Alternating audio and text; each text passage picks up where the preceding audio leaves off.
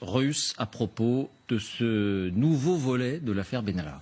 Parce qu'une enquête du parquet national financier a été ouverte pour corruption, selon Mediapart. Alors, dans le viseur de la justice, on a Alexandre Benalla et son collègue et ami Vincent Crase, ancien salarié de La République En Marche, qui, comme lui, est mis en cause dans les violences du 1er mai. Alors, pourquoi corruption? Car Alexandre Benalla a été au cœur de la négociation d'un contrat avec l'oligarque russe Iskander Makhmoudov, que vous voyez ici. Il a 55 ans, c'est un homme d'affaires proche de Poutine, mais aussi proche des réseaux mafieux.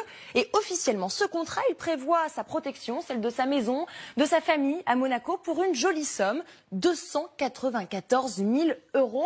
Et ce qui pose problème, c'est la date à laquelle aura été négocié ce contrat. Car si on en croit les enregistrements de Mediapart, les deux hommes auront 14 000 €.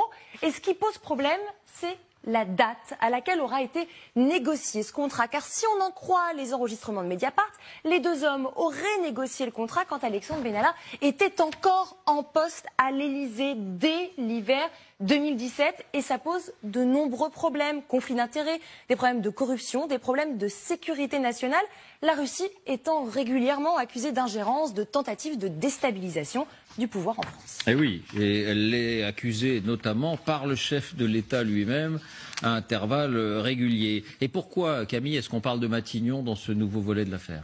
Alors, on parle de Matignon car, pour rassurer la sécurité de l'oligarque russe, Alexandre Benalla a fait appel à un homme au service d'un homme qu'il connaissait bien, un militaire de 34 ans, Chokri Warim, qu'on va voir, il est là, Wakrim Chokri. Mais c'est aussi le compagnon d'une femme, Marie-Élodie Poitou, chef de la sécurité du Premier ministre, un poste très important. Ils vivent tous les deux et c'est à leur domicile, selon les informations de Valeurs Actuelles, qu'est organisée une réunion avec Alexandre Benalla et Vincent Crase, qui n'avaient pas le droit de se voir en raison d'un contrôle judiciaire qui leur interdisait de se parler.